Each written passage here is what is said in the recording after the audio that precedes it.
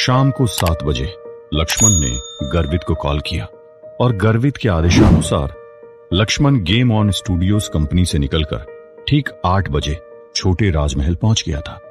गर्वित बैठक कक्ष में ही मौजूद था और जैसे ही गर्वित को लक्ष्मण के दर्शन हुए वैसे ही गर्वित के मुंह से कुछ शब्द बाहर आए।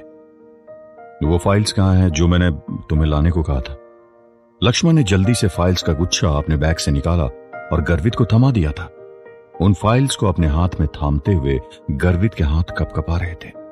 न जाने गर्वित के मन में कौन से उम्मीद के दिए जल रहे थे और उसकी धड़कनें काफी तेज हो गई थी। गर्वित जल्दी जल्दी उन फाइल्स को देखे जा रहा था, लेकिन गर्वित की नजर और गर्वित के हाथ तब अचानक से अटक गए जब एक फाइल पर गर्वित ने, डॉक्यूमेंट अच्छे से चेक करो, मुझे इस लड़की के बारे में एक एक जानकारी चाहिए, एक भी जानकारी छूटनी नहीं चाहिए।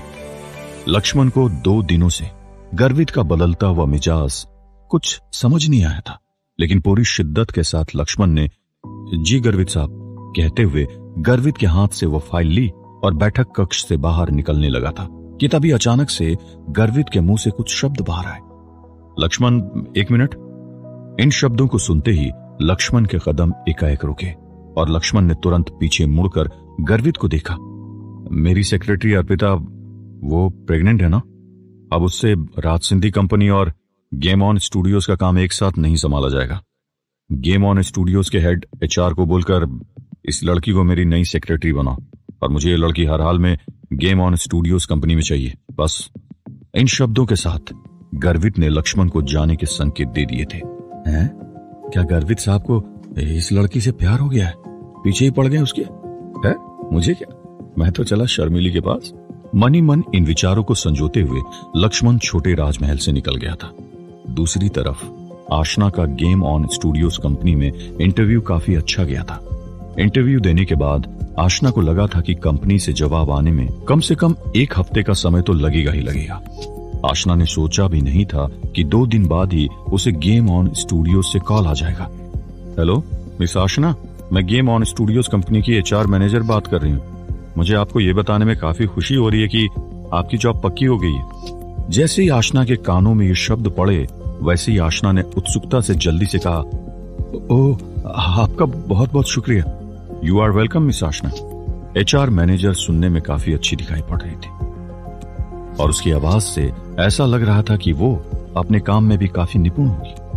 अपनी बात को जारी रखते हुए उसने अपना मुंह खोलते हुए कहा, मिस आशना, क्या आप सोमवार से ऑफिस ज्वाइन कर सकती हैं? आशना ने अपने कॉलेज में डिस्टेंस एजुकेशन की बात कर ली थी, इसलिए उसे सोमवार से ऑफिस ज्वाइन करने में कोई दिक्कत नहीं थी। जरूर, क्यों नहीं? बहुत बढ़िया। ठीक है तो मिस आशना, आप मुझे सोमवार को सुबह ठीक 9:30 बजे मेरे कैबिन में मिलेंगी। थोड़ा रुकने के बाद वापस से अपनी बात को आगे बढ़ाते हुए HR मैनेजर बोली, वैसे मैं आपको बता दूं कि आपने बिजनेस स्ट्रेटेजी की पोजीशन के लिए आवेदन भरा था, लेकिन हम आपको एग्जीक्यूटिव सेक्रेटरी के तौर पर रख रहे हैं। आपकी सैलरी होगी महीने की 60,000। आशना का दिमाग पूरा का पूरा घूम गया था। उसे समझ ही नहीं आया कि ये हो क्या रहा है। एग्जीक्यूटिव सेक्रेटरी, ये मेरा जॉब रोल नहीं है, लेकिन 60,000 महीना। जो भी पैसे थे वो पिता के जुए के कर्जे उतारने में चले गए। अब मुझे मेरी माँ का ख्याल रखना है, इससे अच्छी जॉब मुझे नहीं मिलेगी। आशना ने मन ही मन सोचा। मिस आशना, क्या आप लाइन पर हैं? क्या आप मुझे सुन पा रही हैं? जब आशना की तरफ से कोई पुष्टि नहीं मिली तो HR मैनेजर ने थोड़ा इंतजार करने के बाद कहा, जी मैं सुन रही हूं। आशना ने तुरंत जवाब दिया और कहा, मैं सोमवार को मिलती हूं आपसे। HR मैनेजर ने okay, wish you good luck कहा और कॉल कट कर दिया था। समय का पहिया अपने नजाकत के साथ आगे बढ़ा और सोमवार का दिन भी जल्दी आ गया था। रात को आशना अच्छे से सो नहीं पाई थी, इसलिए उसकी नींद 7 बजे ही खुल गई थी। आज ऑफिस का पहला दिन था, इसलिए आशना समय नियोजन के साथ काम करना चाहती थी। फॉर्मल्स वेशभूषा में आशना सुबह 9 बजे ही गेम ऑन स्टूडियोज कंपनी पहुंच गई थी और HR मैनेजर के केबिन के बाहर प्रतीक्षा कर रही थी। HR मैनेजर 45 साल की महिला थी जो पिछले 3 सालों में गेम ऑन स्टूडियोज कंपनी में काम कर रही थी। ठीक 9:30 बजे आशना और HR मैनेजर की मीटिंग शुरू हुई। HR मैनेजर ने आशना को कंपनी में काम करने के तौर तरीके के बारे में समझाना शुरू कर दिया था और एग्जीक्यूटिव सेक्रेटरी होने के नाते उसे अपने रोल की जानकारी भी प्राप्त होने लगी थी। एक लंबी वार्तालाप का जब अंत हुआ तो घड़ी में 1 बज गए थे और लंच करने का समय हो गया था। चूंकि आज आशना का पहला दिन था, इसलिए एचआर मैनेजर आशना को अपने साथ रख रही थी और आशना ने एचआर मैनेजर के साथ ही कैंटीन में लंच किया था। लंच करने के बाद एचआर मैनेजर ने आशना को उसका कैबिन बताया, जिसे देखकर आशना मन ही मन प्रफुल्लित हो उठी थी।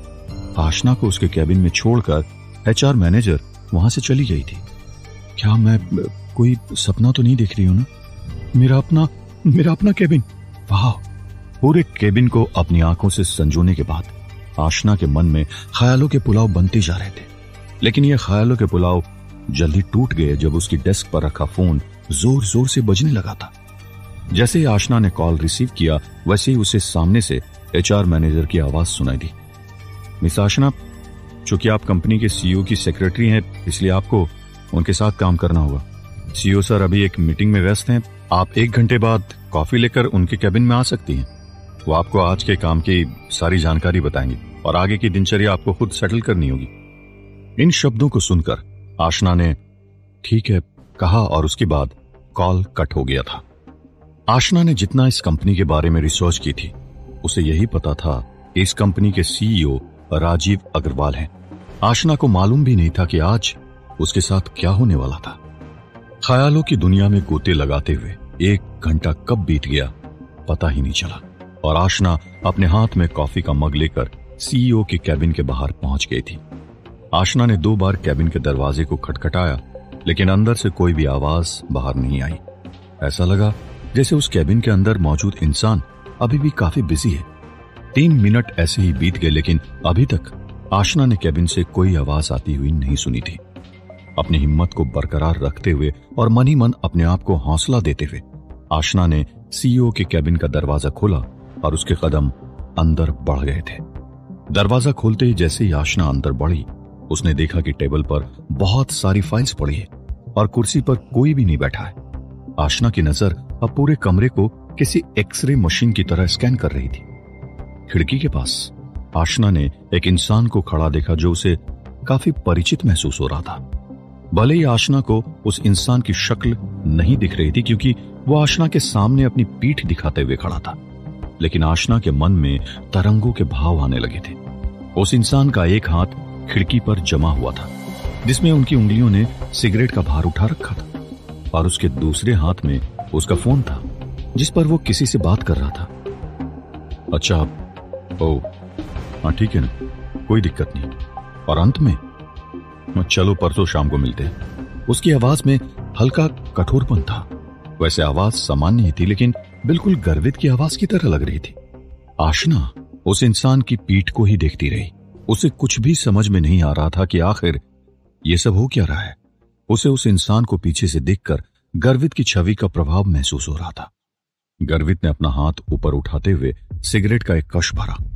सिगरेट धुएं को अपने मुंह से निकालते हुए गर्वित को एहसास हुआ कि उसके कैबिन में कोई तो आया है। फोन पर बात करते हुए उसने कैबिन के दरवाजे के खुलने की आवाज सुनी थी। अब जब कॉल कट हो गया था तो गर्वित ने अपनी गर्दन घुमाते हुए एक नजर आशना पर डाल दी थी। आशना सकपकासी गई थी और किसी बेजान मूरत की तरह बस खड़ी थी, जैसे मानो उसकी जान ही निकल गई हो। उसकी खूबसूरत बड़ी सी आंखें बिना पलक झपकाए बस गर्वित को ही निहार रही थी। गर्वित ने सरप्राइज तोड़ते हुए अपने शरीर को अब आशना के सामने पूरी तरह मोड़ते हुए प्रकट कर दिया था और अपने गले की खराश को साफ करते हुए कैबिन में छाई खामोशी को तोड़ दिया था। और क्या हाल है, क्या चल रहा है? गर्वित के मुंह से इतने कोमल शब्द, वो भी इस तरह से निकलने की उम्मीद आशना ने कभी नहीं की थी। आशना का पूरा शरीर कांपने लगा था। जो कॉफी का मग उसने हाथ में पकड़ रखा था वो कांपते हाथों से हिल रहा था और उसमें से गर्म कॉफी आशना के हाथ पर गिर रही थी, जिससे उसके पीछे का हाथ जल गया था। डर के मारे आशना के मुंह से मैं के अलावा और कुछ भी नहीं निकल रहा था। वैसे कल रात को आशना ने सीईओ से मिलने की पूरी तैयारी की थी और एक स्पीच भी तैयार की थी जो वो सीईओ के सामने बोलने वाली थी। लेकिन अभी गर्वित को देखकर आशना के होश उड़ गए थे और जब आशना को एहसास हुआ कि उसके मुंह से एक भी शब्द बाहर नहीं आएगा तो आशना ने अपनी नजरों को नीचे झुका लिया था। गर्वित को आशना की शर्म लज्जा और मासूमियत ने घेर लिया था। उसे आशना की यह हरकत पसंद आ गई थी और गर्वित खुश हो उठा था। अपनी पीठ को सीधा करते हुए गर्वित ने टेबल के कुछ टिश्यू उठाए और आशना की तरफ पढ़ने लगा था। आशना के ठीक सामने पहुंचकर गर्वित के कदम रुके और उसने उसके हाथ में पकड़े कॉफी मग को देखते हुए कहा, क्या ये कॉफी मेरे लिए? इससे पहले कि आशना अपने मुंह से कोई जवाब देती, गर्वित ने आशना के हाथ से वो कॉफी मग ले लिया और कॉफी का बड़ा घूंट भी पी लिया था।